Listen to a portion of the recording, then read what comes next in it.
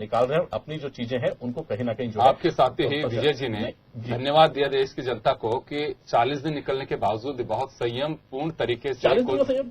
मैं कह रहा हूं हम तो धन्यवाद दे रहे हैं कि लगातार इतने टाइम 1% लोगों के पास जो मनी ट्रांसफर हो गई, उसके बाद भी जो लोग अपनी मनी देते रहे 1% लोगों को, उसके बाद धैर्य रखा।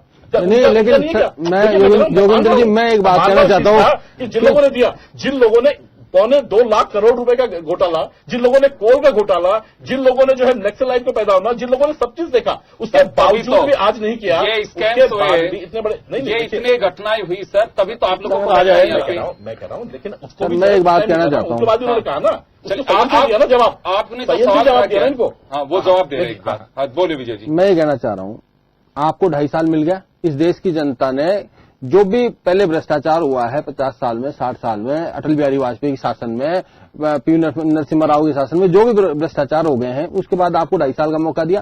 तो आपने देश की जनता को बरगलाया कि 80 लाख करोड़ रुपया जो डॉलर और यूरो में कन्वर्टेड स्विस बैंकों में जमा है, वो पैसा मत लाओ। कितना जीडीपी कितना इंडिया का? नहीं, वो पैसा मत लाओ, वो लिस्ट तो दे दो, लिस्ट तो उजागर कर दो। वो तो बाबा रामदेव से पूछे आप, मेरे से मत पूछो। बाबा रामदेव कह रहा था कि 15-15 लाख रुपए हर आदमी के जेब में पहुंच जाएंगे। कैसे पहुंच जाते हो? ने क्या कहा ये 8 लाख करोड़ तो लाओ, वो लिस्ट तो ला दो। मैं तो सिर्फ इतना कहना चाहता हूँ कि वो सूची जारी कर दो ना। 2.5 साल में सूची जारी नहीं कर पाए आप।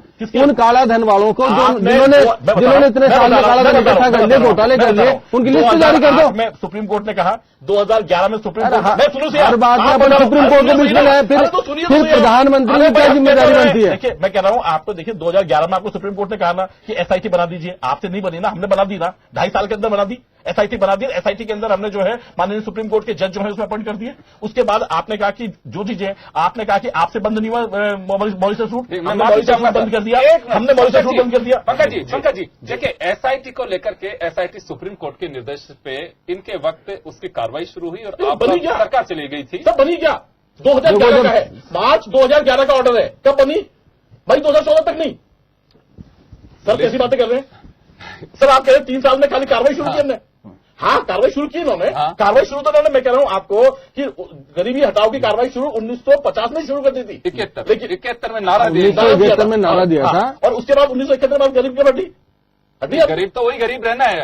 आजादी से पहले भी गरीब था और आज भी। लेकिन मुझे तो तरस आता है कि राजनीतिक दलों की मानसिकता गरीब क्यों हो रही है? क्या गरीब है? गरीब को जम करके उसके नाम को लूटा जा रहा है। सर कहाँ गरीब हो रही है? गरीबों को कहा गया कि भाई आप यदि कोई आपको यूज करे तो आप यूज मत होइए। उन्होंने कहा भाई गरीब कोई गरीब नहीं है। आपको जो है किसी भी चीज के अंदर कोई चीज हो, कोई आदमी आपके घर से गरीबों को तो साथ आज बेरोजगारी क्या पोजीशन है? बात कर रहे हैं, एक नया काम और सिखा रहे हो आप ये कि अगर एक ने किसी ने चोरी की, आप इलीगली तरीके से पैसे अगर किसी के जनधन अकाउंट में जमा कराए, आप उनको ये सीख मत दीजिए कि अब आप नहीं योगेंद्र भाई आप तो गलत तैयार हैं। देखिए मैं कह रहा हूं आपको, यदि किसी आदमी का देखिए है, सुनिए मेरी बात सुनिए। देखिए जिस पार्टी का प्रमुख अमित शाह जैसे लोग होंगे उस पार्टी में इसी तरह की सीख दी जाएगी। छोटे लोगों को यदि कोई बरगलाता है या करता है, जिसको कानून का ज्ञान नहीं है, जिसको कानून का ज्ञान है, वो यदि करता है तो देखिए कानून जानना बेसिकली वो एक पहला कोई ऑर्डर हुआ करता था जिसको कहते हैं कि कानून जानना जो है नहीं जानना बेसिकली कोई बचने का उपाय नहीं है। लेकिन माननीय सुप्रीम कोर्ट के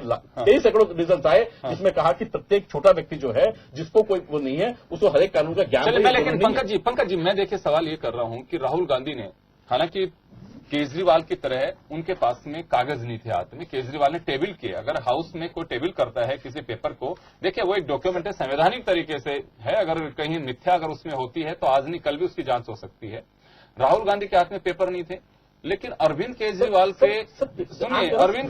के भी बयान पर सिर्फ बीजेपी ये कहती रही कि ये बिल्कुल गलत है, उनको गंभीरता से नहीं लेना चाहिए, लिया नहीं जाना चाहिए। हाँ, टेबल कौन करेगा सर? मैं कह रहा हूं क्या बेसिकली सत्ता पर टेबल कर सकता है? कोई भी कर सकता है। नहीं मतलब वो टेबल कौन कराएगा? सर कौन कराएगा? सर इनकम टैक्स की जांच मुख्यमंत्री हो तो खुद जांच करा ले। सर मैं एक बात कह रहा हूं सर पंकज जी, ये संवैधानिक अधिकार किसी भी एमएलए का है। वो मुख्यमंत्री बाद में, एमएलए पहले होते हैं और वो उनको अधिकार है कि वो टेबल कर सकते हैं किसी भी डॉक्यूमेंट को। मैं टेबल कर रहा हूं। अधिकार खुद के पास है तो खुद ही कर लेगा ना सर। वहां नहीं सर, ये अधिकार किसी के पास नहीं है हाउस के अंदर। वहां स्पीकर सर्वे करवा होता है। राइट पर छोड़िए ना, जो एजेंसी काम करने वाली है, मैं कह रहा हूं वो जो चीजें उस पर डिसीजन होना बात अलग है, लेकिन जो कार्रवाई होनी है। केजरीवाल मुख्यमंत्री हैं, आप उनके पास इनकम टैक्स सर, है, उनके पास एसीबी है, उनके पास पुलिस है, सर क्या जांच कर सकते तो हैं? सर विधानसभा में करेंगे उसको? नहीं, वो तो आरोप लगा रहे हैं, टेबल कर रहे हैं। उनका एमपी नहीं है वहां पर? नहीं, टेबल उनका कर रहे एमपी हैं। नहीं है क्या?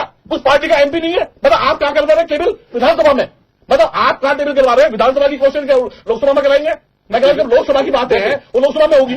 वो पार्टी जो लोकसभा में हो है सकता है पंकज जी, लेकिन उसे राइट है, अरविंद सर, केजरीवाल को सर, राइट है कि वो टेबल कर सकते सर हैं। सर कैसे करेंगे? ऐसे नहीं, कौन कर रहा है? दिन करेंगे लोग यहाँ? सर, आप- सर फिर वही बात कर रहे हैं। सर यहाँ पर जो है चर्चा, यदि लोकसभा की चर्चा है विधानसभा में कराएंगे तो विधानसभा चलेगी ही नहीं, उनके काम तो होंगे ही नहीं।